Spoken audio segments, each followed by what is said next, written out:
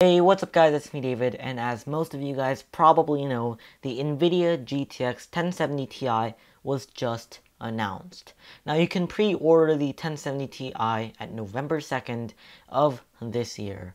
But should you? And that's the topic we're going to be covering today. So without further ado, let's roll the intro. Now the Nvidia 10 series graphics cards, including the 1030, 1040, 1050, 1060, 1070, 1080, and those aren't without the Ti version, so the 1050 Ti and the 1080 Ti, have formed a pretty good fight against AMD. In fact, Nvidia was just crushing it. The RX 500 series, RX 400 series didn't even get close to beating Nvidia out in the graphical power realm.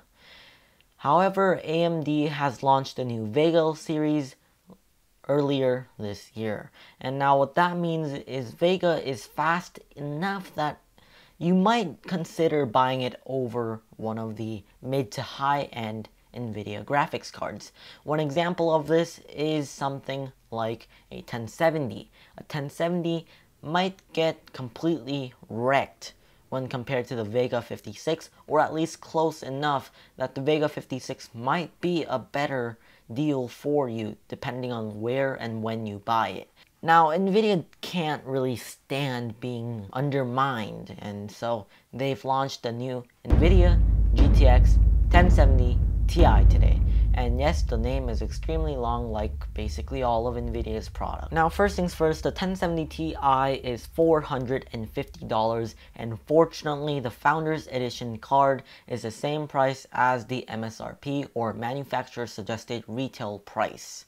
What this means is that the 1070 Ti's Founders Edition card is way more accessible than other Founders Edition cards, which are $100 more expensive than their MSRP, which is quite ridiculous, although I do get that Nvidia does want to not sever the competition from its board partners. The way Nvidia is trying to position this in the market is it's within Nvidia's own lineup. It's a lot more powerful than the 1070 at a relatively minor price increase, while the 1080 is still a bit higher in terms of price. Now, when comparing that to Nvidia's competition, it's positioning it as the higher performing version of RX Vega 56, which is $400, and it's beating out the Vega 64, which is $500 in terms of price. Although we don't really know how the manufacturers, so the board partners like EVGA, are going to price these cards, but at least we do know that the Founders Edition card is at a price where it's pretty accessible. For most purposes, this card is basically the same speed as a 1080 at a very much lower price. The only difference between the 1080 and the 1070 Ti is the exchange in the amount of CUDA core. So that's 2,432 versus 2,560, which shouldn't make a big difference in gaming. Texture units are also a place where the 1080 and the 1070 Ti are a bit different. There's 152 texture units on the 1070 Ti, where there's 160 on the 1080, which again shouldn't make too big of a difference in gaming. Another place where the 1070 Ti and the 1080 are a little different is in the maximum clock speed. The boost clock on the 1070 Ti is 1683 MHz, while the 1080 is 1732 MHz.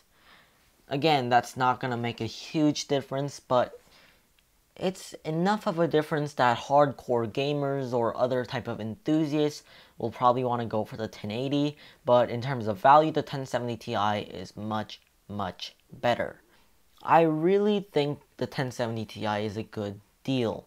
The 1070 Ti is within Nvidia's own lineup, a pretty well-positioned graphics card, which is meant to deliver around 1080 performance at a price tag that is at a fraction of the cost.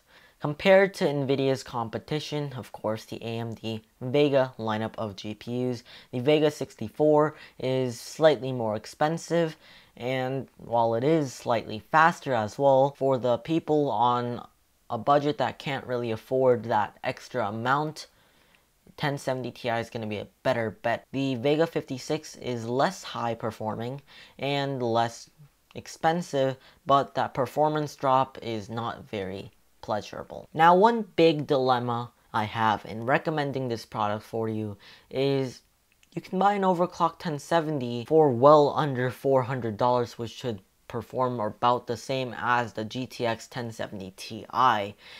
Now, if you're not into like these scavenging all over eBay type of stuff, and you just want to get the stock models, the Founders Edition of the 1070 Ti will be a really nice value product. All in all, the GTX 1070 is a really high potential product that I would recommend to anyone who's looking for a somewhat budget oriented mid-range graphics card that has a really good value. So thank you guys for watching. If you liked this video, click the like button. If you loved it, click the subscribe button. And if you have any opinions on the GTX 1070 Ti, go to the comment section below and comment why you liked it and stuff like that.